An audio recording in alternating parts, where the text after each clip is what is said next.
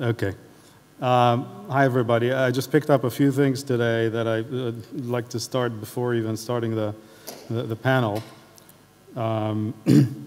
Judge Drain, I'll be sure to try to show up in your court when I need to prime secured creditors and a dip next time. I heard you.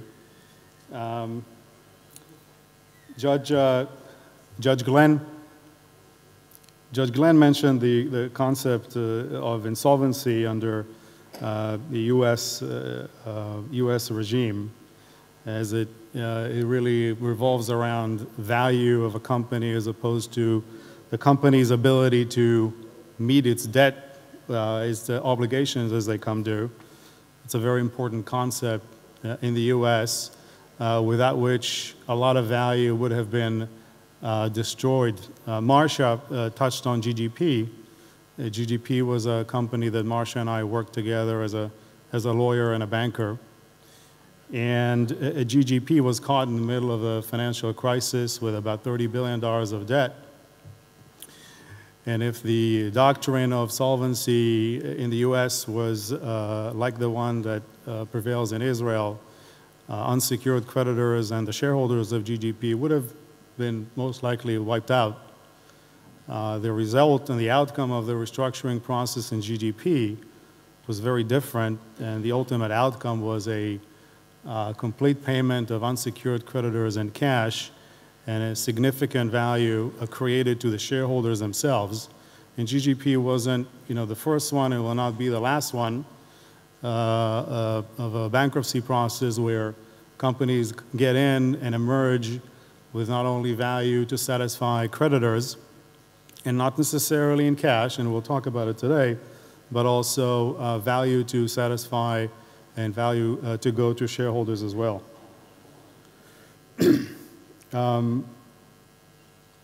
Jay mentioned that speed drives value, drives restructurings, and I completely agree with that. Speed of execution is critical, and a lot of times what I've seen in Israel is constituents fight for a very long time and spend a lot of money and allow companies to deteriorate while fighting. And sometimes you might be better off giving a little value away for the sake of expedient execution of a restructuring transaction. And it's not that we don't have the fights and the arguments in the US as well, but people are kind of mindful of time and cost. Ron mentioned something along the lines of don't stay in your comfort zone. And he was speaking to restructuring professionals, lawyers and bankers, I suppose. Completely agree. Creativity and boldness define the boundaries of what can get done in the restructurings here. And the way I read the law, at least, and I'm not a lawyer, so I'll presume innocence, I think that companies and investors and sponsors have the tools, a lot of the tools that are available to maximize value and defend their investment. Although I know it's not that popular these days here, but at least the laws seem to be providing all the tools, but I haven't seen professionals using those tools. And I hope that's going to happen in the near future.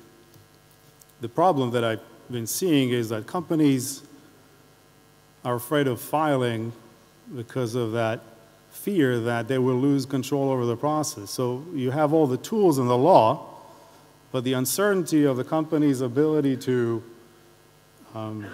stay in control is such that nobody wants to use these tools, the cram downs and the cram ups and the likes. Anyways, I'm truly honored to be invited to speak here. ממש מרגש אותי להיות מוזמן לכאן. The matriarchs and the patriarchs of the U.S. restructuring industry are here today.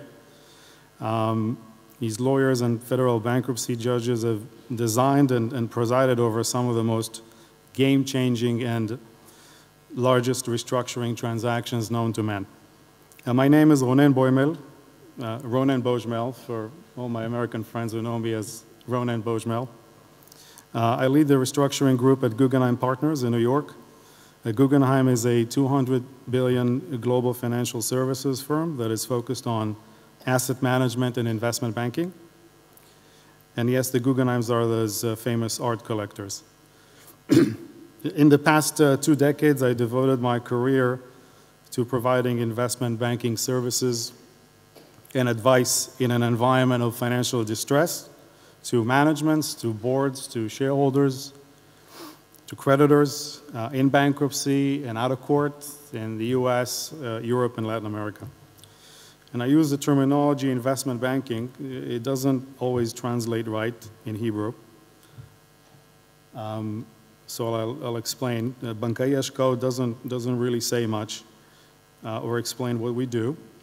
When I use the term investment banking in distress, I mean the business of providing financial services in financially distressed environment to corporations and their stakeholders, and including, for example, raising debt and equity in public and private markets and providing strategic advice in connection with hostile takeover attempts by shareholders or creditors, acquisitions, and dispositions.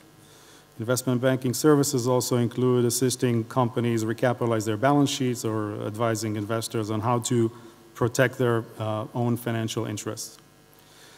So this session, titled What If an Eí.די.בי, and I say again, what if an Eí.די.בי, not necessarily Eí.די.בי, an Eí.די.בי, a word to restructure in the US, is designed to simulate the restructuring process through which a company like Eí.די.בי, in similar financial circumstances, and we'll go through it in a bit to level the playing field, especially for the panelists, would have gone through in the US. So we decided to use Eí.די.בי because it is a relatively clean example for a pure financial restructuring, meaning there's no operational restructuring needed or impairment of non-financial claimants. And because we have a good feeling that you all know this case very well. In fact, I've seen some scars on people's faces, and I know it's from that case or others. It'll just be easier for us to demonstrate the differences in practices between the US and Israel. Just to be clear, the intent is not to lecture you about how Eí.די.בי should have been restructured under Israeli laws and practices. The idea is simply to show you how most likely an Eí.די.בי-like restructuring would progress in the US. And we'll play some hypothetical scenarios a little bit, play bad guys and good guys and see what happens. So it's really a game. Hopefully we'll demonstrate a few interesting points. Rest assured, the restructuring can be extremely contentious everywhere, and it can get personal too. It's not just in Israel. So the starting point will be a company in a situation like Eí.די.בי. I'll go through some basics. The way we'll do this is by having each one of the US panelists assume either a lawyer or a banker role in the, let's call it Eí.די.בי America, to be politically correct, just made up a name. And we'll have the Israeli professionals here, and they'll all introduce themselves in a moment, address key concepts and events and highlight some differences between US and Israel. I must admit, though, that during the year-long restructuring of Eí.די.בי, while I was watching this process from New York, from far, I felt like, sitting in front of a widescreen TV and, watching the playoffs, מפצח גרעינים, וצועק למה פה ולמה שם, because I just found it extremely interesting, and I found professionals who were engaged in the case amazingly bright.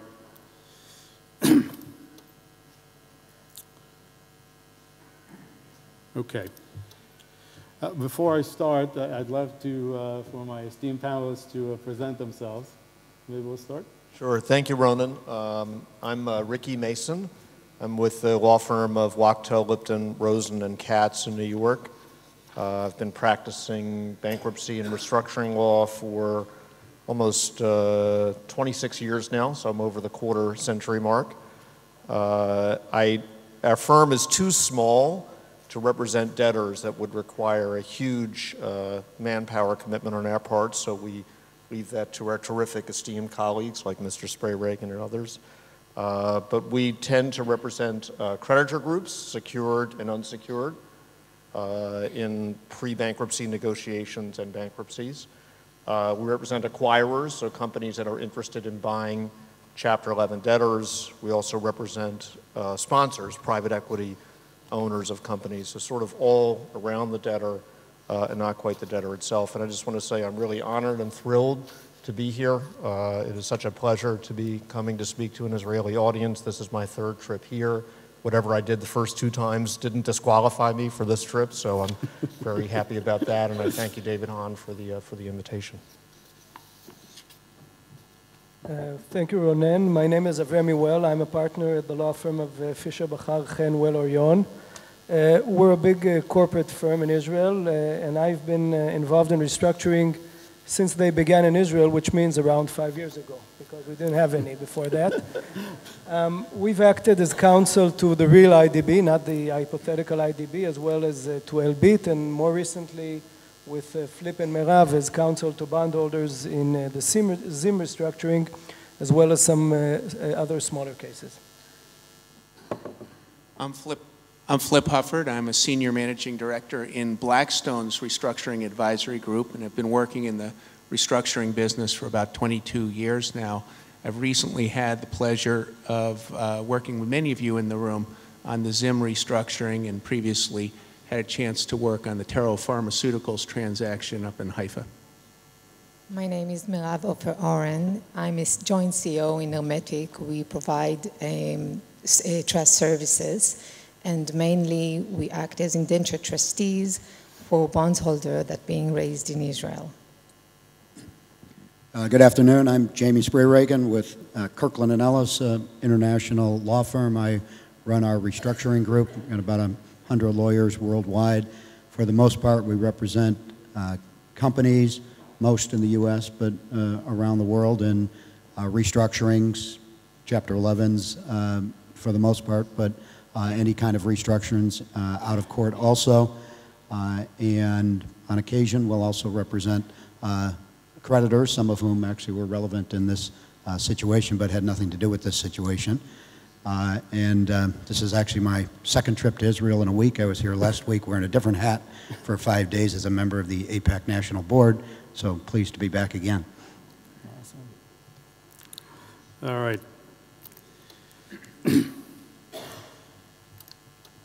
Okay, so we'll just to level the playing field. I mean, this is a chart that you all know pretty well, but I just want to set it up for the panelists. These are the charts. You know, it actually shows the depth and the highs and the kind of result of the ultimate transaction in Israel, which is pretty nice. But let's just assume for a second this is Ii.די.בי America. And we have a holding company and an intermediate holding company, bonds trading per the Ii.די.בי bond pricing chart. We're somewhere in the kind of January 2012 time frame, and you can see that the kind of bonds of the holding company are kind of have sunk from 100 to about 60 cents in a matter of weeks. Situation doesn't look really good. The equity is taking a nosedive, and everybody in Ii.די.בי America is getting nervous. This would be the corporate chart, the conceptual corporate chart of Ii.די.בי America. You can. This is a chart I'm sure all of you are very familiar with. We have about $6 billion of debt at Ii.די.בי and about $1 billion in cash. That is the holding company that is closer to the assets. We have then a publicly traded holding company, Ii.די.בי-H, with about $2 billion in debt and a little bit of cash. Remember, those are the bonds that have taken a nosedive to about 60 cents at the time frame that we're assuming we're in. There is a minority publicly traded stub of about 20%, and the sponsor of this particular company is controlling the board, and this is a very conceptual chart, and through various holding entities owns effectively about 25% of the company. From a value and debt capacity perspective, and Jay was kind enough to mention those are the key concepts in restructurings and in Chapter 11. We are going to make the assumption that Eí.ዲ.בי seem to have sufficient, value, meaning there's enough value in the operating subsidiaries to cover the debt, and seem to, or may potentially be serviced, as debt may potentially be serviced, maybe not from cash flows, but potential asset sales. One could make the assumption that the debt can be serviced over time. Eí.ди.בי it doesn't seem to have enough value. You've seen the kind of bonds nosedive. That doesn't mean anything, by the way, but it feels as if there may not be sufficient value to satisfy Eí.ди.בי bondholders, and certainly no ability or no capacity to service the debt or its maturity payments on time. So these are just kind of a simplistic assumptions that we're going to be making as we go through the Eí.די.בי America case. Maybe before we start, so the rules. The most important thing is the rules. So I would have liked to have more professionals. I promise you, in a restructuring of Eí.ди.בי America, we would have had more professionals. Mr. Spray Reagan is going to play the company's lawyer. Merav and Avremi will give us the Israeli perspective. Flip, my colleague and a friend and a banker, will have to play the dual role of a banker to the company and a banker to the creditors, because I wasn't allowed to bring in another banker. Yeah. This is one negotiation we can definitely win. And Ricky will play creditors, lawyers, and from time to time maybe we'll play between advising the creditors at Eí.די.בי versus Eí.די.בי. I know Merav or Avrem, is there anything that I should add to the kind of base of the case? Well, I think everyone in Israel, at least, is aware of the fact that it was an extremely high-profile case, and we had, I think, about 100 motions, and each motion got on the news immediately, and each decision was immediately contested, pro and against. Yeah, Professor Hahn corrects me, and I think you cannot separate the political environment from the decision. It was, in the back of the scene was what we called the social outcry, some kind of consumer protest against big conglomerates, and I think it had its weight beneath the curtains. Okay.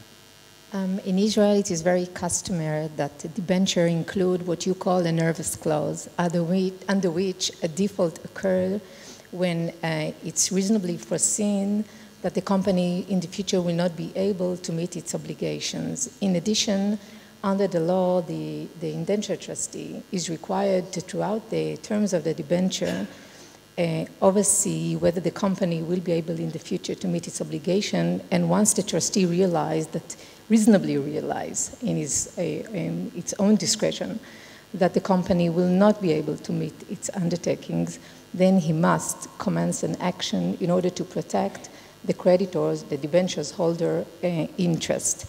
All the above led us as earlier as December 2011 to approach the company and to confront it with the stressful situation which we realized.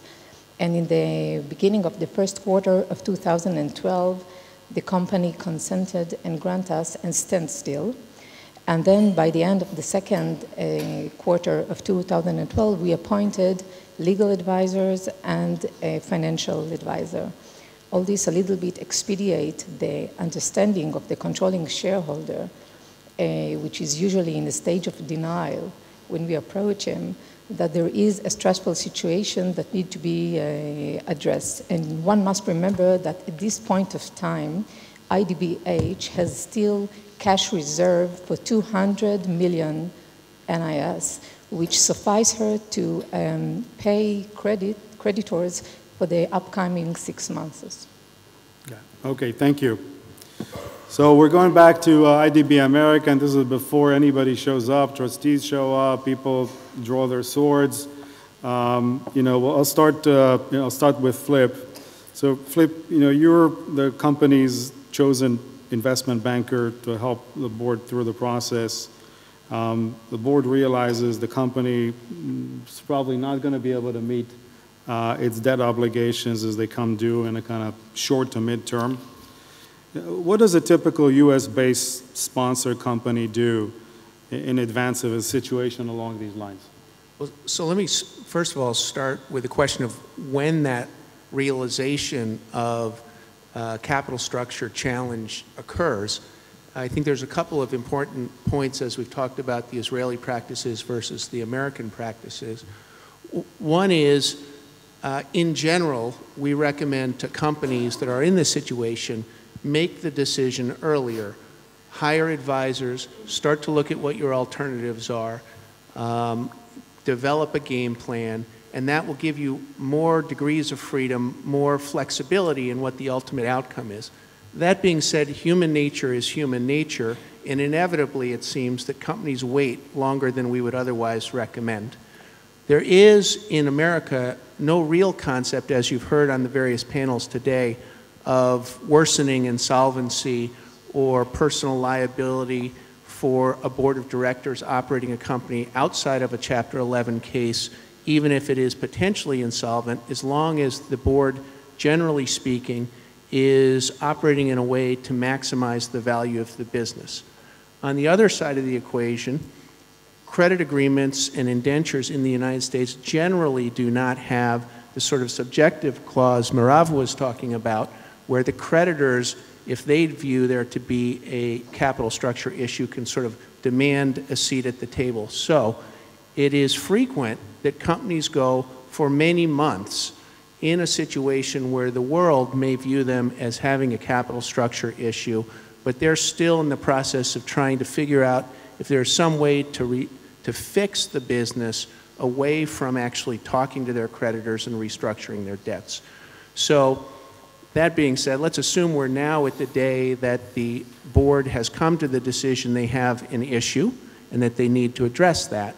The first thing they would typically do in the United States is hire advisors, and those are both legal advisors, financial advisors, and potentially what we call crisis management firms who could come in and add management strength in areas that the company needs. And they would hire those people to help them begin a process of evaluating their alternatives and planning and being in place from an informational point of view to execute those alternatives. So what would the advisors do when they get hired? From a financial point of view, we would come in and start working with the company on a couple of different fronts simultaneously. One is to start to develop the information that we know will be needed by the creditor constituencies to support the negotiation. It goes to the discussion earlier about companies either giving creditors access or not giving creditors access to information, putting aside the negotiation of a confidentiality agreement in the issues of material non-public information. Our experience has generally been that you get a better outcome in a restructuring process when you have the information at your fingertips, creditors understand what the facts and circumstances are, and it's both a better outcome and a quicker outcome. So we will work on due diligence information. We will work with the company developing business plans and cash flow projections so that creditors know what the facts are when we can finally get around the table. We'll then start also working with the lawyers, with the company's board and management to analyze different restructuring alternatives. One of the key decisions early in a case like this would be, can we do this out of court, or do we have to use a Chapter 11 case? And I think for almost all the U.S. professionals here, we will recommend, if it's possible to do a restructuring out of court, that is the best alternative. It is quicker, it is cheaper. You saw some of the professional fee numbers that were on the board for some of these large cases. American cases are very expensive to prosecute in court. So we'll try to figure out, is there a way, given the specific challenges facing the company, to do this restructuring out of court? Once we start to have a better sense of what the alternatives are from a restructuring point of view to the company, we'll then be in a position to start to reach out to the different creditor groups and have them organize themselves.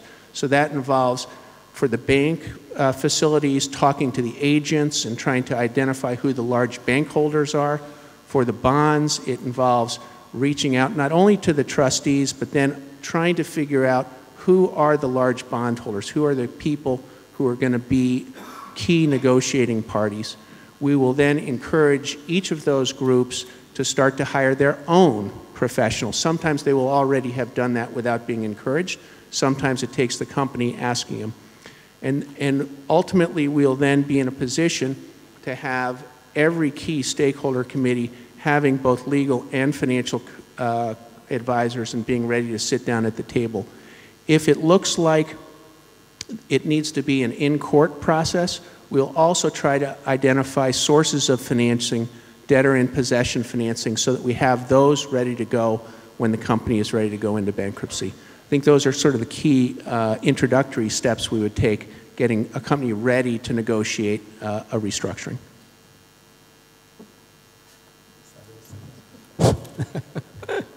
Okay.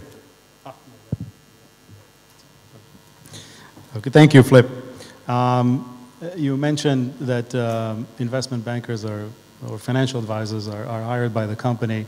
I haven't seen that role really in Israeli restructurings. Who is helping the company or advising the board how to maximize the value? Well, Israeli companies would usually first hire legal counsel. They would hire financial advice, but it would be more the type of analyst rather than the type of investment banking or full service firm as Flip has just spoken about it. I think our market here is still not yet fully developed to give this full set of services. Okay. So, Jamie, you're the company's legal advisor. Here we have a situation where, Eí.ди.בי is in, Eí.ди.בי America is in.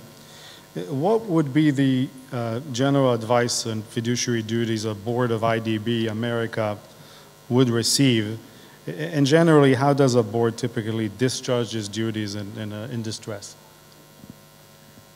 So, in conjunction with what Flip just described, because we, as the legal counsel, work very closely with the investment bankers also, and actually their evaluation of where the company is at financially and what its financial alternatives are very important. We take into account all of the things that Flip is talking about, as well as obviously what the company is telling us. And typically when we get involved, and Flip's correct that we typically get involved much later than we would prefer if we were king for a day, but companies hire us when they hire us. But we look at the situation and first look at the board composition and who are the members of the board. Are there conflicts on the board that are relevant to the situation? Are there independent directors on the board? Is there a need for any reshuffling of the board? Even if there are independent directors, are there directors with experience in a restructuring situation that it may make sense to add some expertise in some situations for people who've been through this situation before at the board level? Actually, as Flip noted also, unusually in the United States, I think compared to many places in the world, and as I understand it in Israel, notwithstanding the way a lot of U.S. directors think about it, it's relatively hard for U.S. directors to be personally liable for their actions in a restructuring or a bankruptcy. I would tell you U.S. directors don't feel that way at all, and they tend to believe that their liability, they're not looking at it as compared to the rest of the world, they're looking at it as compared to what if something went wrong, they may have to pay out of their own pocket. They look at it compared to the insurance that's available. Yeah, very good way to put it. Notwithstanding what I just said, it's relatively typical to get what I always call the fiduciary duty letter from the type of clients that Ricky represents often, reminding us of their view, at least, of our fiduciary duties, and their view that we owe our duties to them, and that if we don't properly discharge those duties, the creditors will, the directors will have some sort of personal legal liability to those creditors. That prompts the company's lawyers sometimes what I'll call to give what we call the fiduciary duty speech, but most times before we ever get that letter, that speech has been given multiple times to the directors and officers of the corporation. And what is the fiduciary duty speech?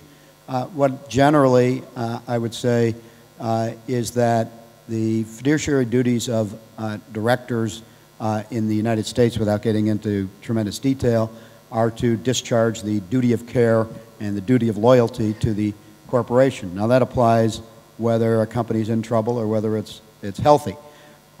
There is a continuing debate in the United States of what happens if a company's in what we call the zone of insolvency, and that's where it's a little bit unclear whether the company is insolvent or not.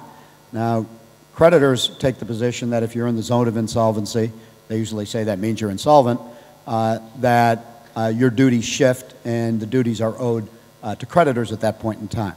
The law is actually, at least in my view, and we got a lot of U.S. experts here, so anybody can disagree with me, but has been clarified pretty substantially over the last 5 to 10 years that in fact the duties don't shift and the duties are not owed to creditors. What happens is the duties become to maximize the value of the enterprise for the benefit of all of the stakeholders. Wherever value stops, that's where it stops, but if the directors properly take action to maximize the value of the enterprise and value stops at the first lien creditors or value stops at the unsecured creditors or value stops at the shareholders, that's sufficient to properly discharge their duties. The duties of care and the duty of loyalty don't change at all when a company's in the zone of insolvency. And we have a very powerful business judgment rule that says directors get the presumption that their decisions are correct as long as they haven't violated the duty of loyalty and properly advised by competent professionals and properly analyzing and evaluating the situation and taking the time to do that. So that would be generally where we would start out with the creditors, with the directors, and giving them that type of preliminary advice. I could just add something on the fiduciary duty issue, a little vignette from the creditor's perspective, and I generally agree with what Jamie said. I think that the letter writing and reminding the board as creditors of the board's fiduciary duties is just, we all do it, but it's not as effective as people would want. So I've written a few over my career, and the most recent one, and usually they come out when the creditors don't have any covenants or don't have any events of default, can't go to court, and therefore have no real legal means for outside of bankruptcy for stopping the company from doing what it's going to do or speeding up the company's conduct. And I very often think the company counsel recognized that and realized that this is just an act of a little bit of frustration. But the last one I wrote, we were representing the creditors of a company that was moving very slowly to sell itself, not nearly as fast as our clients wanted, and they insisted that we write a letter, and we finally did. And at the end of it, we put a tagline like "Rome is burning, put down the fiddle," or something like that, which I came up with the line, and my clients loved it, and they said, "Great letter." And then I got a phone call from company counsel, it wasn't in bankruptcy yet, about a week or so later, that said the board's reaction was when they read it, they all wanted to put on a toga. So it's just, the fiduciary duty issue. Obviously, there are very blatant cases of potential fiduciary duty violations when a company or board of directors wants to shift assets around prior to a filing or make dividends up to a shareholder. But in the normal case where that hasn't happened, where a restructuring negotiation is about to begin, the fiduciary, I think boards of properly advised companies are well aware of their fiduciary duties. Ronan, could I ask an impromptu question of the panel? Sure. So for either Jamie or Ricky, in the case that we're talking about here, Ii.ዲ.בי America, where there's a top-level holdco and then an intermediate-level holdco, we talked about hiring advisors. Are we talking about hiring one set of advisors or two sets of advisors, one for each of those entities? I think that's a very good question. I think initially the decision probably would be, particularly given the view that happened, I guess, at the very beginning, that the Ii.ዲ.בי development or a U.S. company like it is solvent, is in the money, you might only hire the parent company advisors, but I think that's a decision that you might revisit very, very quickly. And it could be that you have advisors for the parent company, lawyers and investment banker, and advisor for the subsidiary lawyer and investment banker. Yeah, it's a very good question, because I would say most, even middle market, but large-size companies we would represent in the United States have a structure either similar to this or much more complicated, and there's multiple entities in the structure, and often the boards of the holding company and the operating company are actually differently composed. And typically the advisors would be hired at first for the holding company, but they may end up representing the entire corporate group. Sometimes there's reasons that that can't be done. There's sometimes a tension between practicality and at least alleged legal conflict, and having, if you have 37 members in a corporate group, to have 37 different law firms and 37 different financial advisors might be a recipe for liquidation as opposed to reorganization. But it's something we do look at hard and try to make sure we understand what the issues are, because in many of these situations, we don't have this here, there's intercompany debt that creates additional issues with either guarantees or money flowing back and forth between the entities that makes the situation much more complex. I think in a situation like this, you might also have the pressure of on the intermediate holding company, on the operating company, of hiring its own advisors and maybe even becoming more independent at the board level if there isn't substantial crossover ownership of the debt between the holding company and the operating company. So you could see operating company creditors who say, hey, wait a second, you're continuing to dividend money up to the holding company in order to pay holding company debt and even do a further dividend to shareholders. We're not sure we're 100% covered by the value that we're getting from the public companies down below.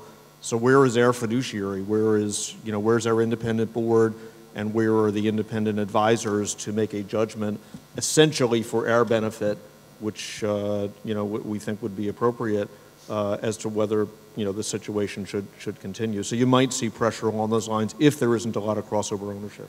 Yeah, and to me, there's, in my experience, has been an element of what I'll call be careful what you wish for, because we often have the creditors raising issues like Ricky's raising and saying that there's these conflict issues, but when you ask them, do you really want us to have separate sets of advisors and separate sets of lawyers and investment bankers at all of these entities, is that really a good result? Is that really the way we think we're going to get this thing reorganized?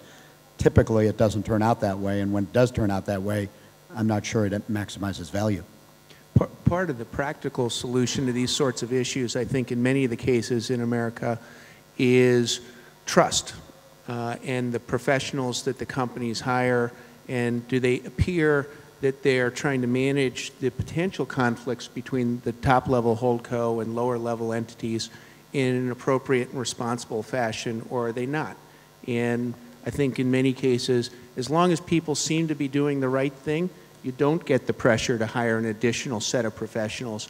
As soon as it appears that you're doing the wrong thing, that's when you get the real pressure. Maybe if I'll add the Israeli perspective.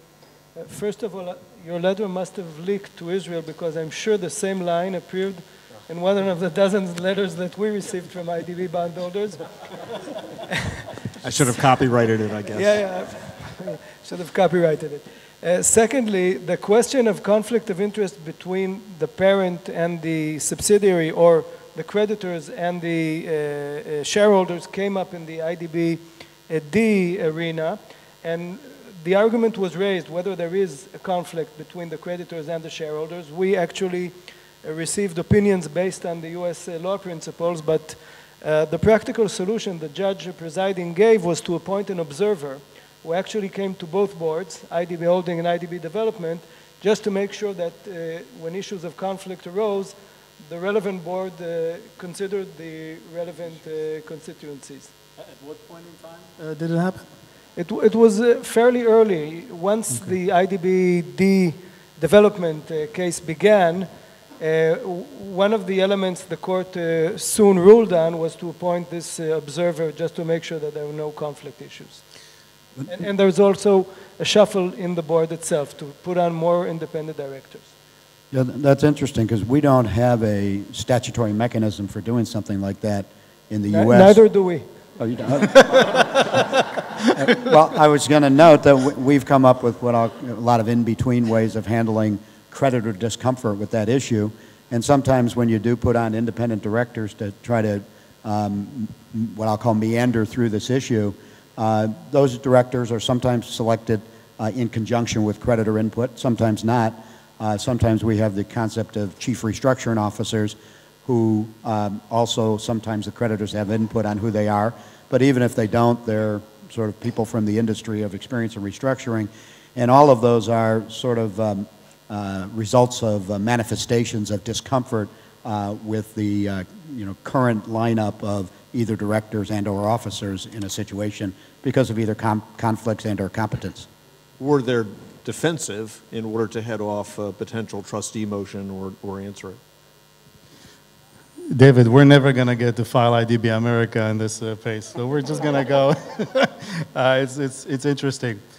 I want to actually, pick on an issue. Ricky and Flip, I think you two are advising the sponsor in a company called EFH. The sponsor would be the equivalent of Nochi Dankner and Ii.די.בי here.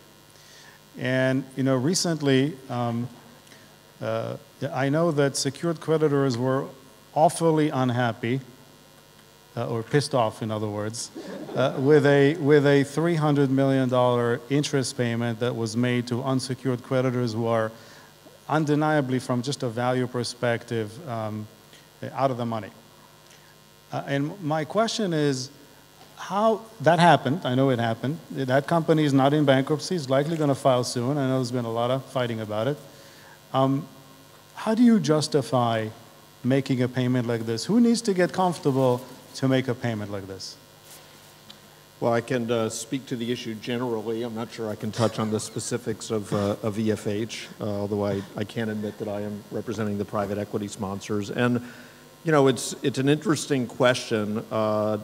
For sure, the secured creditors of the subsidiary that made the interest payment to its unsecured creditors were not thrilled that the payment had been made.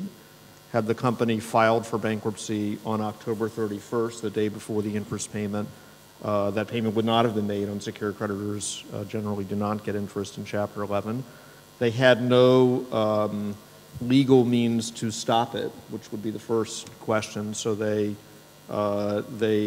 was no covenant under their bank debt agreement or bond indenture that was in default. They couldn't really go to court, which would have had to be a state court, to get an injunction against the payment. And they were not happy about it, but they didn't really do more. And the justification really is, for a small case, it might have been a different story, but for a case as large and complex as EFH, which has EFH Energy Future Holdings, was bought by my client's 3 private equity sponsors in 2007. It's one of the largest utilities in the United States. It has a huge presence in the Texas market. It was bought for a total of $48 billion, including indebtedness, and so it has a huge amount of leverage. It's a very complex case, and the board could reasonably take a view in a situation like that we're still working on an out-of-court restructuring that will likely be implemented in court, but there's a huge value to the enterprise as a whole to continue talking and negotiating with creditors about a transaction that will minimize the time in Chapter 11. So that's a justification that debtors or potential debtors very often use. Yeah, and I would just add, I won't speak to the specific situation either because we're involved, but generally, to me, a board in the United States is completely within the proper exercise of their fiduciary duties in deciding to make payments even to out-of-the-money creditors if they decide that all in that's going to maximize value. And because of an organized, speedy reorganization might produce more value than a messy one. That's one thing people think about. We've had situations where there was an interest payment due to bondholders of some amount. The bondholders were clearly out of the money, but if that payment was not made, the trade credit might collapse, and the amount of the trade credit that was going to collapse exceeded the amount of the interest payment to the bondholders. And in the business judgment of the board, they decided because they weren't ready to go into a bankruptcy and actually hoped to avoid one or do a prepackaged one, that it made sense to make a payment to these out-of-the-money bondholders of, say, $20 million to avoid $100 million in trade credit from going away, and that would better maximize value. So while when first stated it seems crazy to make a payment like that, once you get into the details, there's often reasons why it might make sense. I mean, in Eí.די.בי here in Israel, one would argue, the laws here are different obviously, that if Eí.די.בי Holdings were to be able to or allowed or made the payments to creditors, it would have been able to buy more time for a more orchestrated, streamlined sale of its insurance subsidiary. So, Avremi, if I'm the sponsor of Eí.די.בי and you're my advisor, and I tell you, listen, I need to make this payment. It buys me another year, of ability to sell, klal in a streamlined fashion, not under, distress. It gives me more time to negotiate with creditors. How do you respond to that? Well, I think that especially in the Eí.די.בי development level, this was probably one of the biggest debated questions. The company, actually the creditors moved to force the company into a reorganization when the company had cash for more than 1 year, and it was very arguable whether its liabilities exceeded its assets. Both sides had different opinions on it. And the board was of the opinion that it was the right thing to do to continue make the payment, maximize value, as my colleagues had said, continue to push forward the plans to sell subsidiaries, etc., etc. And this was one of the main arguments that came up in this case, whether the creditors could stop the company from making payment, which would become a self-fulfilling prophecy, or do they need to wait until the board reaches the conclusion that it's time to either move to restructuring or that it solved its problems. So just going back to Eí.די.בי America, Jamie and Ricky. So this is a situation where there's a publicly traded sub. There's public shareholders.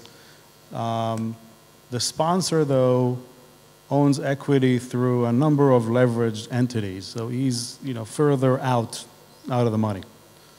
More like the kind of typical family ownerships in Spain, in France, leveraged personal equities. How do you deal with a board where the sponsor, at least intuitively, looks in a different state than the rest of the shareholders and certainly Eí.די.בי bondholders? Do you tell them to get separate advisor? Do you tell them to kind of separate from the board from the process? Yeah, well, there's not one way of dealing with it, but from the holding company's perspective, when that sponsor walks into the boardroom, he's putting his hat on as a board member, and he's got to leave his sponsor issues behind. Now, that's easy to say, much harder to do, obviously.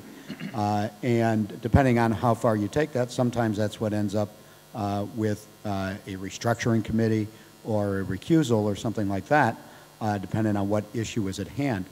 But just because of that factual situation that the sponsor is a levered entity doesn't disqualify them from being involved in board deliberations and being involved in the regular debate as to what ought to happen. And interestingly, that person, if they're discharging their duties appropriately, can take a position wearing their board hat and leave the boardroom and put their sponsor hat back on and take the exact contrary position. And that's happened in many bankruptcy cases and non-bankruptcy cases in the U.S. It's a tricky thing to maneuver your way through, and I would definitely recommend that the sponsor have his own counsel and the company have its own counsel to not muddy the waters there and to make sure that situation is going to be handled in the right way. You know, just add a comment on the perspective of sponsors in U.S. restructurings. A lot of the private equity sponsors, if they've got a lot of leverage down below and even leverage at the holding company level, might take the view, depending upon valuation, that it's just frankly not worth their time to spend on a major restructuring of the company. And so if they're really out of the money, rather than take an extreme point of view and potentially anger creditors, whose good relationship they might need in the next transaction where they're trying to raise money to do a buyout, they might just say, look, you guys figure it out. The creditors really own the company.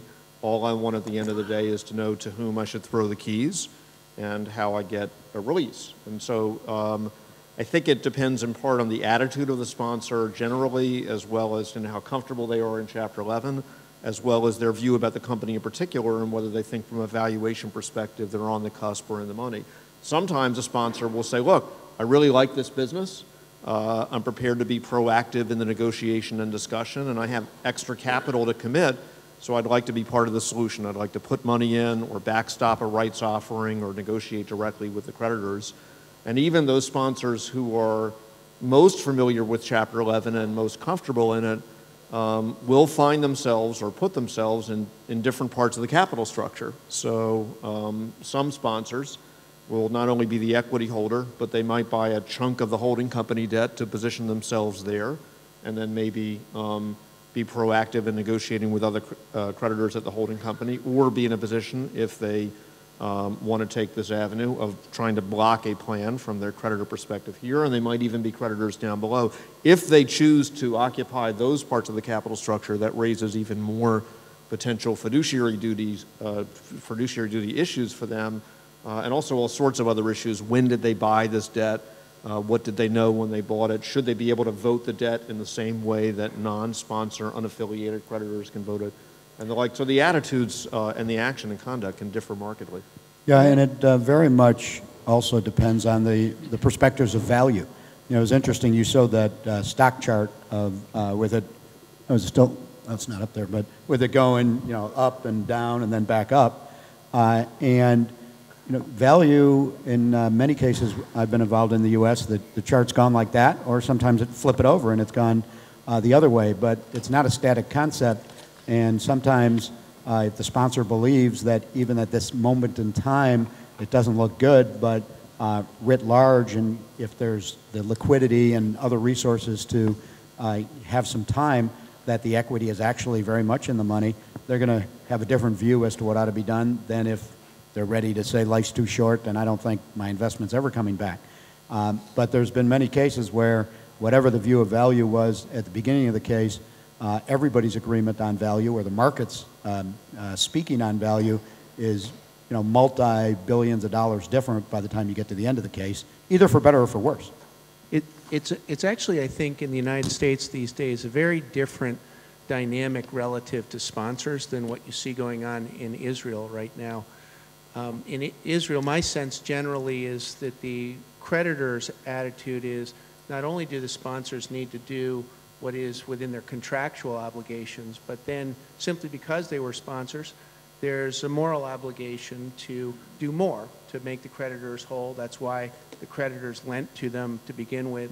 In the United States, it's almost the opposite as it's emerging right now, which is not only do the sponsors typically only do what is required under their contractual obligations, but many of them are now buying into, as Ricky and Jamie have said, buying into lower levels of the capital structure, into the distressed debt securities, and trying to gain interesting investment opportunities playing in those roles too. So it's not only do they not do more than what is their contractual obligation, they're actually trying to take advantage of the distressed trading levels of the debt and the capital structure. So you're saying that Nochi should have actually bought the debt securities. He bought the wrong securities here over the years. Actually, under Israeli legislation, a sponsor who buys into the debt may be automatically subordinated. So this avenue. Just by buying? Under current legislation or Under proposed? current legislation, his bonds may be subordinated. As long as being held by him. Well, there's a Can lot. sell it and then it being free. That's a tough existence. Okay. I was going to say there's a lot of U.S. creditors who think the same thing when a sponsor buys in the U.S., but that's not the law. They just don't pass the law themselves. Okay. So, Ricky, you know, all this stuff is going on. You know, in the U.S., trustees are not taking active roles in restructurings. You know, you want to get a creditor or client. Well, how do you go about it? What do you do? How do you, and once you get clients in a particular class, let's say IDBH creditors, how do you manage between people who, you know, bought the bonds at par, you know, as a regular pension, you know, funds, insurance companies versus people who bought it at a deep discount, and all they want is just to convert into equity and take over the company? What's interesting, I mean, when I first started to do this, I guess 25 years ago, the distressed debt hedge funds did not really exist in the U.S. There might have been one or two, but there weren't that many. So it was almost entirely banks. Our practice in representing creditors was all banks. So it was Morgan Trust, Morgan Stanley, Chase Manhattan Bank, Manufacturers Hanover, Bankers Trust, and they're all sort of, None of which still exist. Right, they don't. Not having anything to do with me, but they combine. And it's a little simplistic to say that they all wanted to liquidate the company, but many of them did. They just wanted to get in, foreclose against the collateral, sell it, and obviously the protections that existed then and exist now under the bankruptcy code made it more difficult to do that. So now fast forward 25 years later, and the distressed debt hedge funds are everywhere. And many of them have very, very similar strategies. They're very comfortable with working with each other most of the time. Sometimes they hate each other, and that's a little bit difficult when they're in one group. But they're very comfortable working with each other. They will have bought in at different price points, probably, so that's an issue in terms of the debt. But they often don't have a diametrically opposed point of view about how to restructure the company, with whom to negotiate, and you know, what kind of leverage the company should have, board of directors, and so forth. So the key is obviously finding them, and sometimes they find themselves and find us. And a second issue is making sure that the group is sort of appropriately represented in terms of amount of the company, as well as, you know, are there huge crossovers? So an Ii.ዲ.bi America operating company creditor, do they also hold the holding company debt, and which group are they speaking for?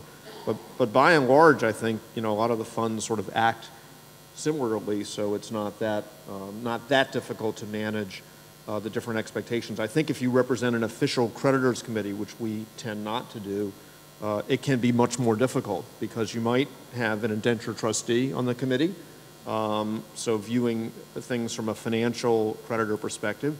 You may have trade creditors, you may have the labor union, you may have the government if there's a pension plan that's insured by the government, and that's a very, very difficult dynamic to manage. Yeah, I was just going to note also that it depends whether the company is willing to pay for the creditor's advisors. It's amazing, once the company's ready to pay for the creditor's advisors, they get organized very quickly. When they're not, that's when it's harder to get them organized, because often the creditors don't want to pay for their own advisors. Flip, you're the banker to the company. You've seen, you know, what happens. It doesn't look really good. What kind of alternatives do you talk with the board about? What might you have pursued in this case in the U.S.? Just make up stuff based on this information. Well, with the credit markets in the U.S., I would consider an initial public offering these days. But no, I think, in our role as financial advisor to a company, we help them think through a full range of alternatives that would include, on the one hand, what kind of reorganization can we do just dealing with our existing creditors, not assuming that there's any new money available, just equitizing some of the debt, reinstating some of it. What does that look like? We'd also look at, do we either need additional capital in order to provide liquidity to the business, or is there some way that additional capital could come in and facilitate a restructuring with the creditors? So we'd look at restructurings, equitizations with and without additional capital. In terms of where do we get that additional capital as we're thinking about it, one of the structures that's used in the United States these days frequently are what's called rights offerings, where opportunities are given to the existing creditors to put more capital in as part of the restructuring plan. And that's a good way to help bridge different perceptions of value. We'd also then look at what I'll call strategic options, which is, are there businesses we should consider selling to generate cash proceeds, maybe reduce cash burn rates, or are there alternatives? We talked earlier about the American Airlines case of actually merging or selling the entire company to take advantage of synergistic value creation opportunities. So we'd look really across the range, and we'd look initially, and then what's happened in a lot of these cases recently, the markets have been very volatile, and so what might not have been an option at the beginning of the restructuring conversation all of a sudden turns out to be an option. The values change has either increased significantly or decreased even during the several months or a year of the restructuring program. One thing I'd just add, from a financing perspective, a company like this would be very interesting to us in the U.S. and very unusual given recent trends. So the trends that were described to you earlier today by my colleague Mark Collins and others is that, secured debt is prevalent. It's typical in a capital structure for a company that's sponsor-driven to have a lot of secured debt. It's provided by the banks. Because you're giving them collateral, it's a lot cheaper. But at the end of the day, if you were getting into trouble, as we've talked about, you're not quite beholden to the secured creditors, but you're pretty close. Here, all of the debt at the operating company, as I understand it, and the holding company was unsecured. So the availability of DIP financing on more market terms from a lender who's not otherwise in the capital structure, even ones who are, but who are able to get collateral free and clear without fighting against other, prior secured creditors, without trying to prime them, and maybe without necessarily setting the kinds of case milestones that can be very onerous relative to what's there in the bankruptcy. That availability of that financing is a very, I would think, an important tool as part of the ultimate restructuring of the company, at least in terms of implementing the restructuring. This is the largest conglomerate in Israel with some of the most lucrative assets, and ultimately 2 or 3 relatively obscure individual investors showed up to the table. I mean, to me, it sounds odd. Flip, how many people do you call? Who do you call to interest in making a billion-shekel investment into a situation like this?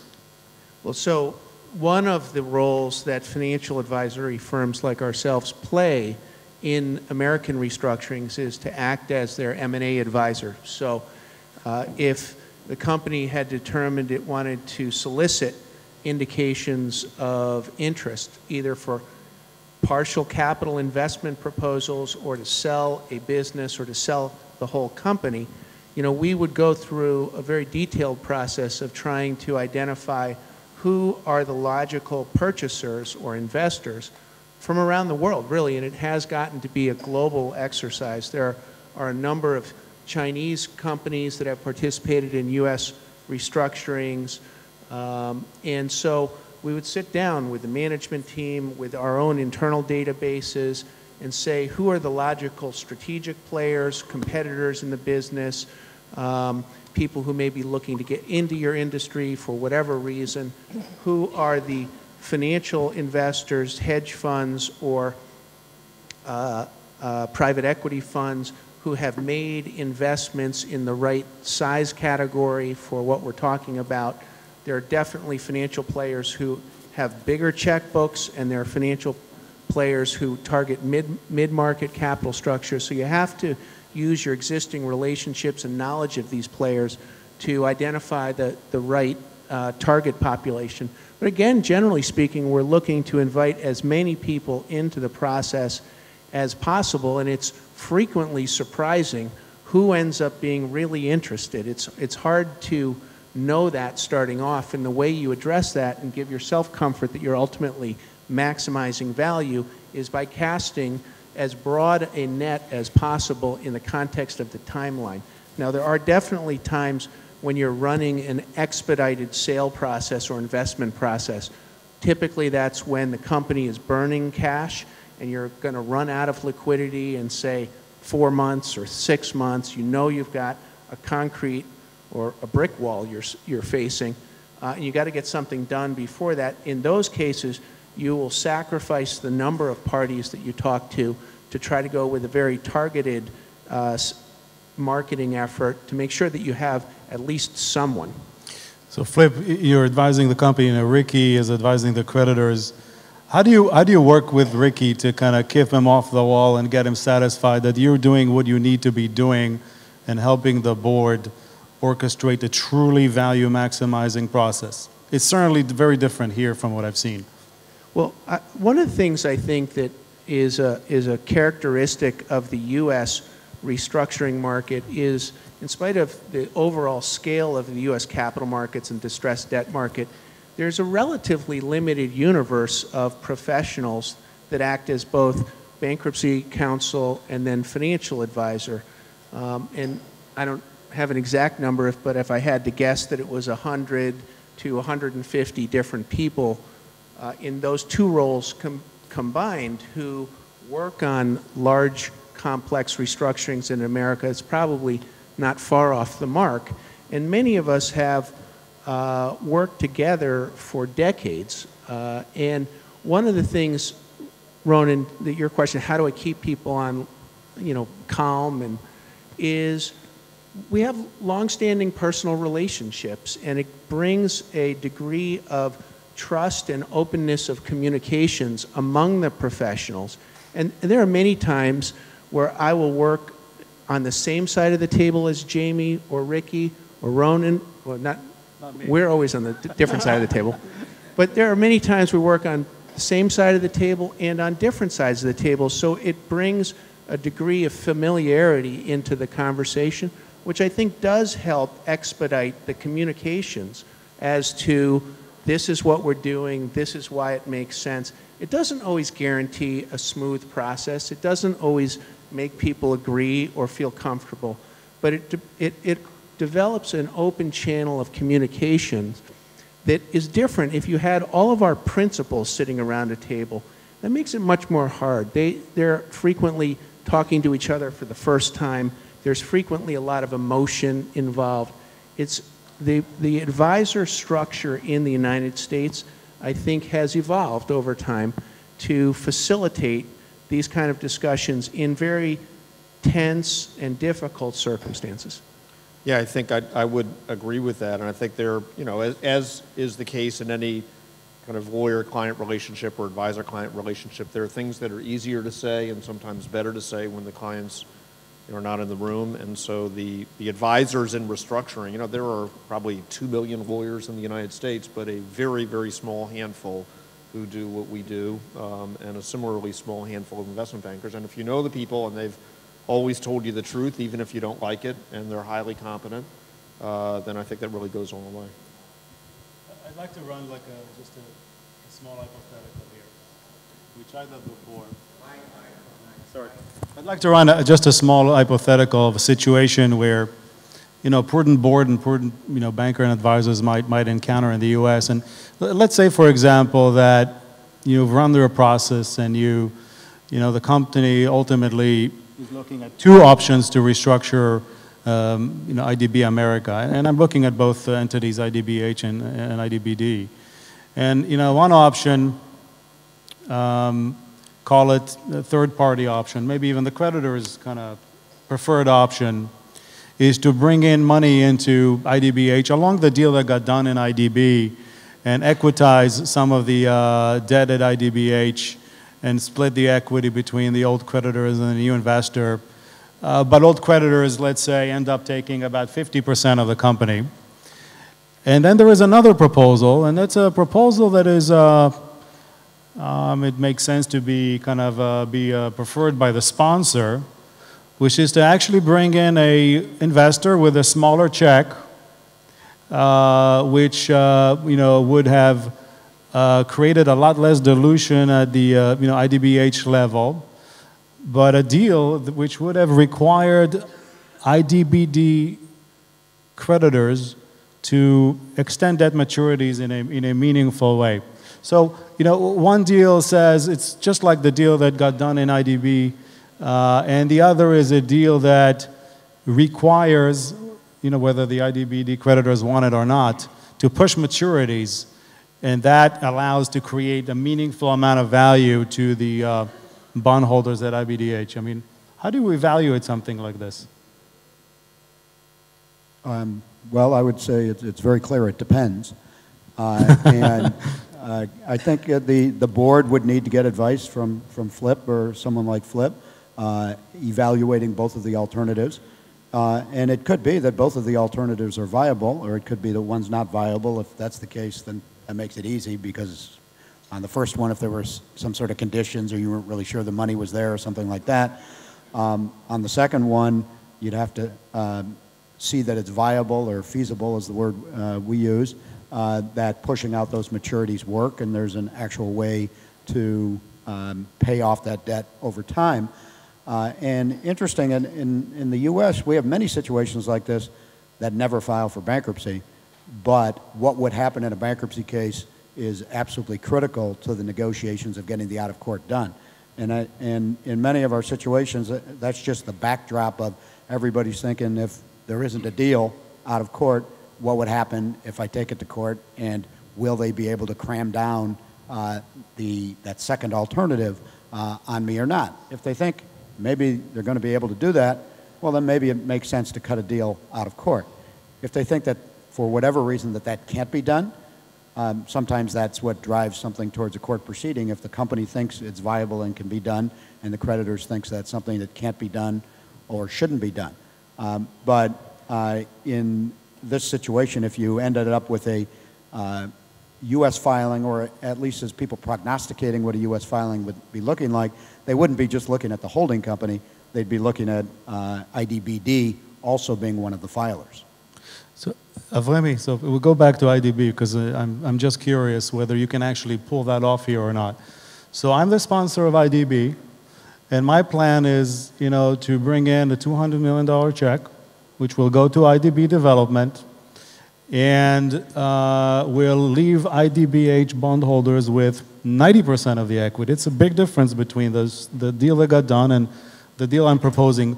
But what I'm saying is that you need to go and force IDBD bondholders and banks to get a longer piece of paper. And assume that the value is there. You proved out that the value is there. And assume that let's call it the market rate of interest of the new note they will give with much longer maturity is fair. Is this something that can get done under Israeli insolvency regime, or is this something that has gotten done here?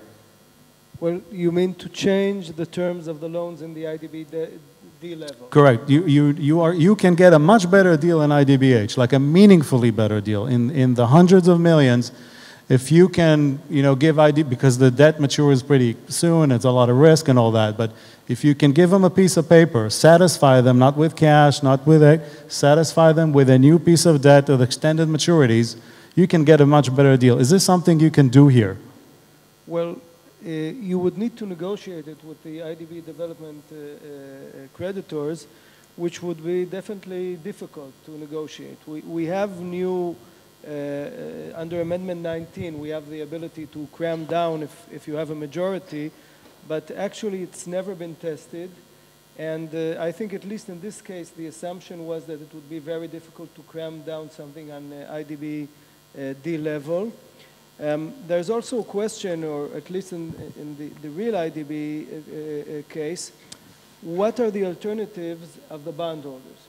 I think that in the American structure in which the company has exclusivity and the bondholders cannot file until there's actual non-payment, I think this gives leverage to the other party to start negotiating earlier and perhaps cut a better deal if the alternative is that they can move to the court immediately once you say that you want to restructure, because you would kind of be conceding that there's a financial problem, then you would be more deterrent to start negotiating with them, because they can just say no and take the opportunity to completely take away the company. And if you had another, hypothetically, another class of creditors in eí.די.בי, let's say a small class of secured creditors who would be comfortable with whatever deal you gave them, even cash, payout, could you then have crammed the unsecured creditors in eí.די.בי with a long-term piece of paper in Chapter 350,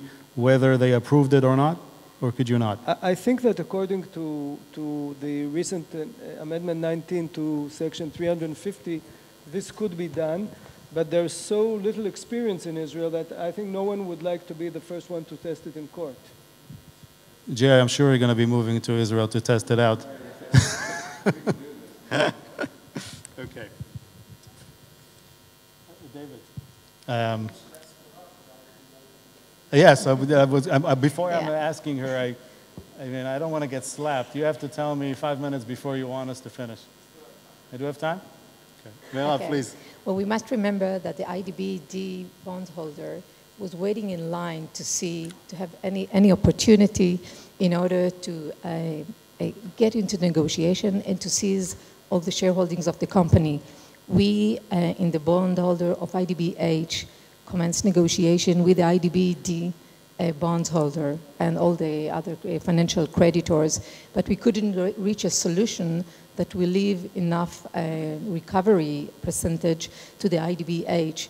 Therefore, when these sponsors came and stand and requested to buy or willing to buy eí.די.בי-H, we push hard to have them diminish the condition precedent that eí.די.בי-D bondholder will waive any acceleration rights that they had. So this is why your proposal is great, but it couldn't be implemented in eí.די.בי-D.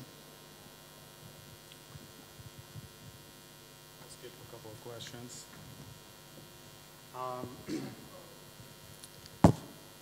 So hypothetically, and this is a question to the panel, is a U.S. board likely to be, actually I've asked that. All right, let's scratch that. Let's just make a scenario. Let's assume a standstill is executed. There's some peace with the creditors. You know, there are healthy conversations between the company and the constituents on a restructuring. The company sponsor is pushing hard to pursue a deal, you know, which brings in a relatively insignificant amount of cash equity infusion to eí.די.בי-H. Nothing, let's call it nothing to write home about. And the creditors are unhappy, as they have been in eí.די.בי.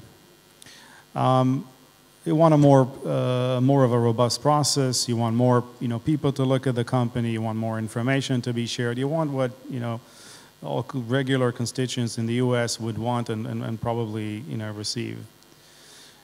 Ricky, you're unhappy. You know, what strategies may be available to creditors to force a company to hand over the keys while still out of Chapter 11?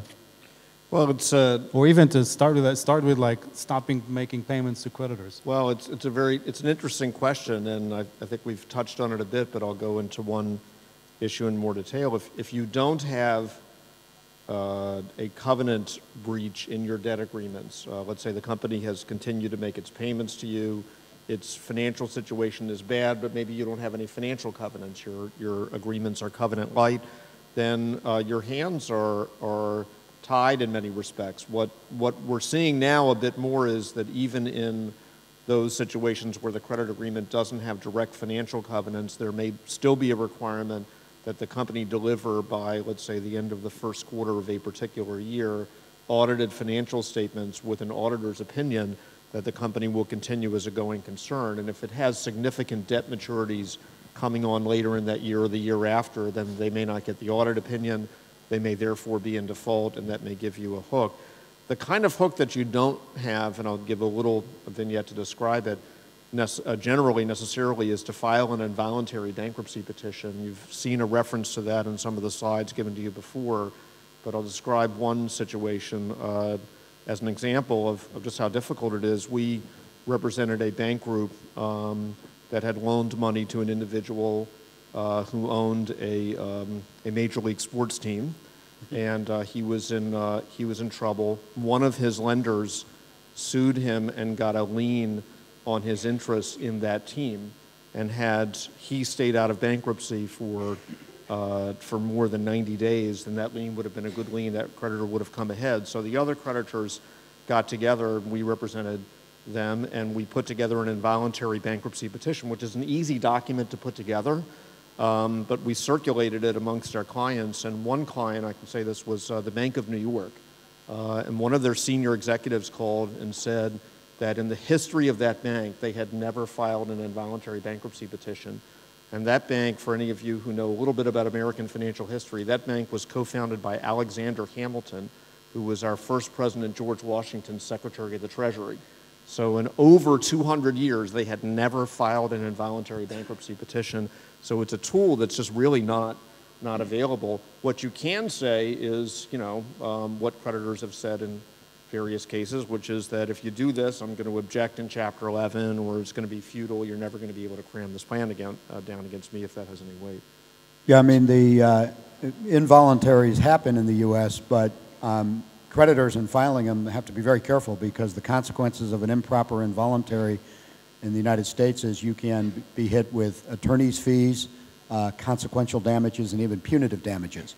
And most attorneys who are thinking of filing involuntary for creditors will actually ask the creditors for an indemnity in case any of those things come to be true, and many times that puts a stop to the bravery of filing an involuntary. But it does happen sometimes. I will say, back when the tech boom burst in the U.S. in the 90s, there were some lawsuits that were filed in state court to try to stop bond payments from being made on the theory that it was a complete waste of money. They were out of the money, and the company actually should just liquidate and distribute its cash, as opposed to continue to operate and burn cash and ultimately pay less to creditors. I don't know of any of those cases that succeeded, and in the long term, I think it turned out the creditors were basically right, that the company was going to liquidate, but it just liquidated much later over time.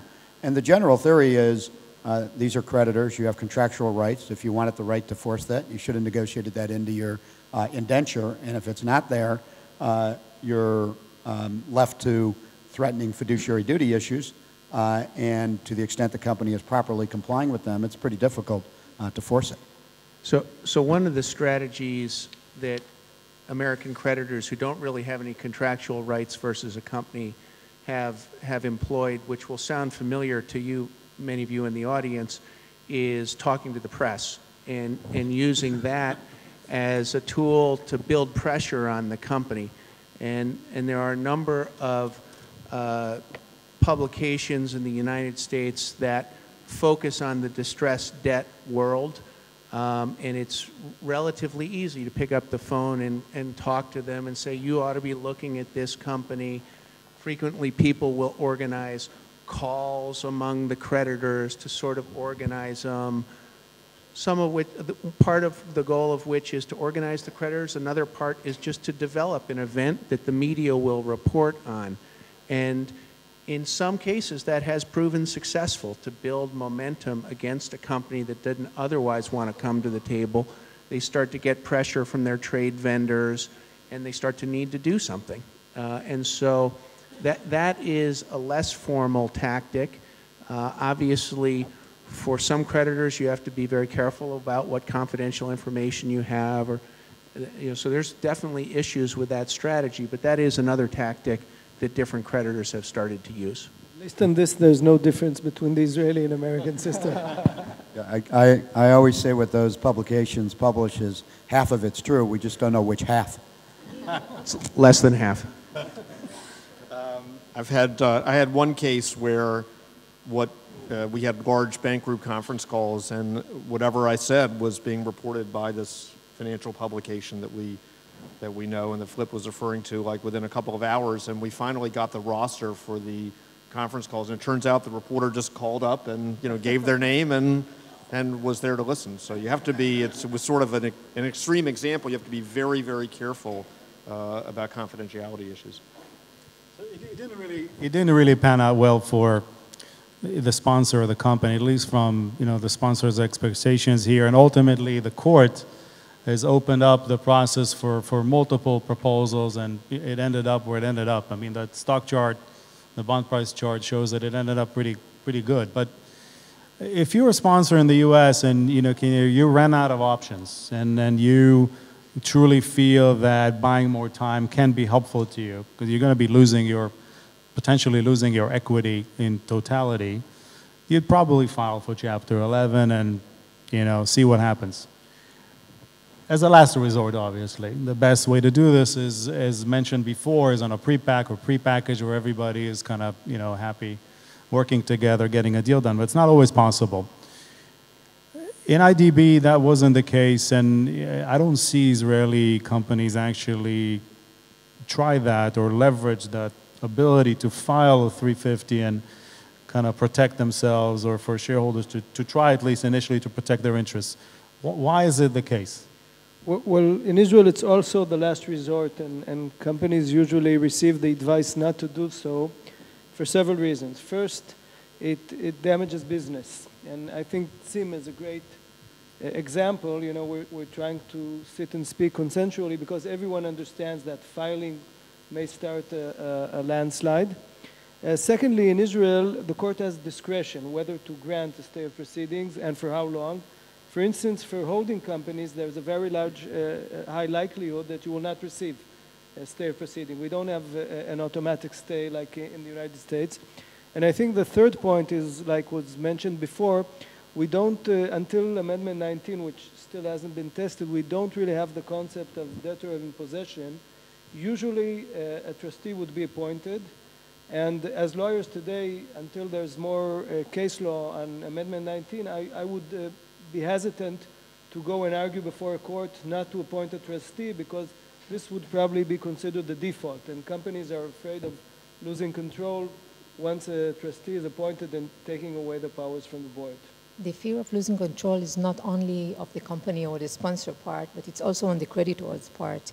You can see bondholders that really trying to prevent company from filing the rehabilitation part under Section 350, because the control over the process and the acceleration or the speedy of the process itself is something that they want to control and want to be in hand of, and not to give the judgment to an officer of the court that will pursue these proceeds.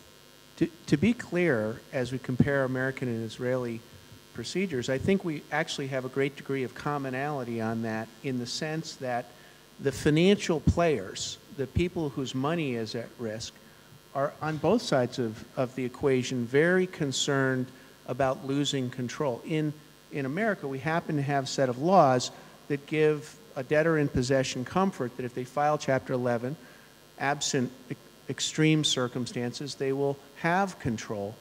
There's not that degree of comfort here, but if you just change the rules in the United States so that it wasn't certain that the company would be able to manage their business, you would see the exact same outcome as you're suggesting, which is people would very strongly push away from the formal court proceeding. And it's the difference in the rule as to whether companies can continue to operate their businesses that gives you the different outcomes. Yeah, and I would just add, it's interesting you have this new provision which you're concerned about, it's not tested and how's it going to work out. And the words on the page may say you can do X, Y, and Z, but the people really believe what the words say. And you have a dynamic that's not unusual. You know, our new code was, seems like a long time ago, but it was only 1978, and it's been amended many times. And getting comfortable and knowing how things are going to work out under the code makes a big difference on how people are going to behave. And you see, even China enacted a new bankruptcy code 6-7 years ago that actually has a debtor in possession concept in it, but they don't necessarily believe it yet, and are not using it. And Germany has done the same thing, and they're just starting to get comfortable with that. So the words on the page are one thing, but getting the, what I'll call the rescue culture around that in the community of restructuring professionals to be conversant with how it's going to work and be comfortable with what a court result may be is a good way ultimately to avoid the court. Because if people are comfortable with what would happen in court, most of the court proceedings can actually be avoided. So all the Israeli bankruptcy lawyers need to create a company with a couple $1,000s that they throw in and put it into bankruptcy and have it be the test case. And get hired by the company too. Okay, so we'll get to filing now. And so I'm the sponsor and the board of Eyi.ди.Bi, and I can't get anything done. I truly believe that, you know, I do everything I can to maximize value, and that the right thing to do to maximize the value of the estate is to buy a meaningful amount of time. And I decide to tell Mirav to tell our clients to take a seat, and I'm filing for bankruptcy. And now we're in Chapter 11. Eyi.ди.Bi America's in Chapter 11. Jamie, what are just the basic standards to know you need to meet in order to get out of Chapter 11? Yeah, I'll just note... You're now getting the hook. I was going to say, I'm staring at the clock that says we're a minute 42 past our time. You're looking the other way, Ronan. But if you're talking about I'll be quick, and I don't know if people want to, if you're doing questions, Ronan, but if you have an agreement with all of the creditors, once you get into bankruptcy, you generally can get out of bankruptcy pretty easily. If you're talking about doing it over people's objection, you're going to need to satisfy the confirmation standards, which I don't think we have room to go through right here. But in essence, in the example you gave, if we're going to stretch out the Eyi.ди.Bi maturities, you're going to have to prove the feasibility of that, and that you're paying them a market interest rate, and that you're paying them 100 cents on the dollar over time, and that that's doable. That's probably the most simplistic way to answer that question for now, given the timing.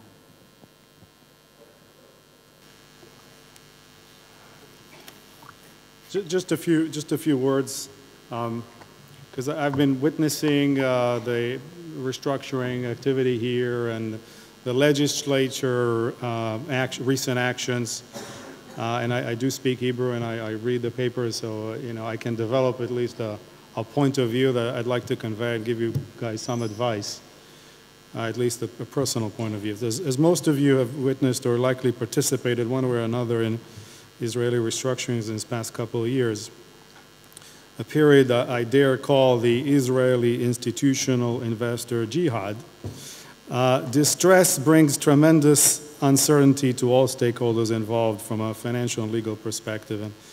And although this uncertainty presents opportunity to some, it can bring financial calamity to others.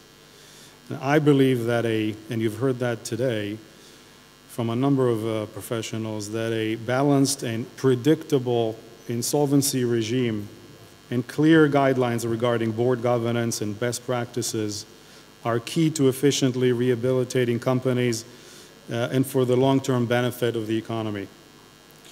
The largest and most powerful economies in recent years have revamped their insolvency practices with actually a clear bias toward rehabilitation versus liquidation, giving shareholders and companies varying degrees of flexibility to restructure and maximize value to all stakeholders while balancing creditors' rights. Companies in Israel seem to be extremely reluctant to file under Section 350 for fear of losing control or fear of losing the exclusive right to propose a plan, and due to the untested nature of the process. And my personal read of recent amendments to Israeli insolvency laws is that these amendments are designed to give Israeli companies a breathing room, an ability to stay proceedings, and include the ability to raise post-petition financing with priming liens, There's also amendments that seem to provide legal tools that are designed to achieve fair distribution of value, including the ability to cram down or cram up creditors and confirm a plan based on at least one impaired accepting class. Those are key features in the bankruptcy code that allow for a true balance of power between junior stakeholders and senior stakeholders that allow for better creation and distribution of value to all. For example, a regular bank lender in an Eí.די.בי America wouldn't necessarily run to declare Eí.די.בי insolvent, while a distressed investor who purchased the debt at a deep discount may have a strong preference to take all the upside by arguing all sorts of stuff like was argued here in Eí.די.בי development case. And therefore, the insolvency code and local practices, in my view, must provide equity investors appropriate tools to defend their investment in such a hostile and difficult environment. And professionals in Israel should try to kind of, master this, or at least give it a first try with Flip's 2,000 shekel company. My humble advice to boards of directors in Israel is that restructuring process is a disguised M&A or a capital markets transaction, or both. Hire the right team, lawyers, financial advisors, to assist you in evaluating the company's options early. Get the personal out of the equation and make sure the process isn't blatantly run for the benefit of an individual as opposed to the benefit of the corporation and all the stakeholders. If advised so, have your professionals orchestrate a transparent M&A or capital markets process, go out to market like Flip described, raise capital, get the best deal possible, as opposed to the deal that one person or another is interested in for one reason or another, to pursue a value maximizing transaction. Do everything you possibly can before you file, if you need to. And in the US too, more and more companies are showing up in bankruptcy court with fully negotiated restructuring plans. However, being entitled to maintain exclusivity and have the judges behind you, boards need to show that they're doing what they can to maximize value to the stakeholders. Having checked these boxes and acting responsibly, should understanding with creditors not be achieved in a collaborative and consensual manner, consider leveraging the power of 350 and the unique tools designed to protect all stakeholders. And having said that, again, companies and equity sponsors must earn the right to retain control over a company or a restructuring process and propose a plan. Boards should earn this right by acting independently, responsibly, and discharge their fiduciary duties in accordance with local laws. This is an area in my mind that the restructuring community in Israel, should focus on to get even better results. My advice to creditors and bond investors here is that when appropriate and when boards act responsibly, and when needed independently, you are better off as investors allowing the board and the management team, except when they're acting bad, to at least initially attempt a coordinated restructuring process in pursuit of a value maximizing transaction. This is always better when there is one auctioneer as opposed to a lot of people running around calling funds, calling bankers, calling all over the world and trying to sell a company they don't own. חוק הריכוזיות was recently enacted. The law requires gradual collapsing of multi-holding companies' corporate structures like Eí.די.בי, which is called here the pyramida. I am not convinced this is the right medicine. If the idea is to address how much leverage a company or a sponsor may incur when acquiring assets, then there are many easy supply-side strategies to get it done more effectively. But I will argue that allowing companies to incur debt in multi-holding company structures is actually a good thing. First, it is oftentimes the best way to optimize the cost of capital and increase value to all stakeholders. Second, the alternative to raising debt in multi-holding company structures is going to be raising more debt at the operating company level. And then what happens is that in a restructuring, you're bringing in the debt to labor, to trade, and a restructuring becomes a lot more difficult and contentious. This law, which may force deleveraging of companies, including Eyi.ди.bi, but has the potential to dilute and harm those pre-restructuring creditors who owned, for example, Eyi.ди.bi bonds, and whom the law may be trying to protect. If someone at the legislature wants to force shareholders to sell out or lose value of their equities, they can do what Putin has done to Yukos or Chavez has done to the power industry in Venezuela. He can take the assets away. Why pretend to make laws like this? My view of that Andoran's potential recommendations that so-called professionals will seize a company in financial distress outside of court for the benefit of creditors, in my view of attempting to define that point in time when a company is in financial distress for that purpose is a very, very slippery slope. And I'm saying it mildly.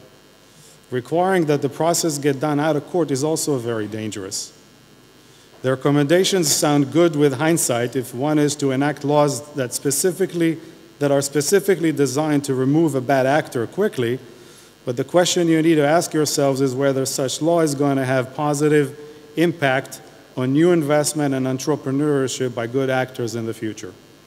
And I would argue quite the opposite. I think that this measure can be harmful to the local economy and to Israelis down the road. I would argue that, well, 30 seconds? I'd argue that there can be numerous justifiable reasons for companies to not be able to meet obligations as they come due. There are many examples in our experience for that. Credit markets for refinancing may be closed for some reason. Certain types of debt, I mean, everybody gets the joke. High-yield bonds are permanent fixtures in companies' balance sheets. No cash generates enough cash to pay a high-yield bond at maturity. These bonds are meant to be there as permanent capital structure, as optimizers of cost of capital. And if companies at the time of maturity have issues with credit markets or have some cyclical factors that are not allowing them to pay these debts, those companies need the time. Value may be there, but ability to meet debt maturities may not. Okay, אז אני אפסיק פה. יש לי עוד מה להגיד, אבל אני אפסיק. Thank you.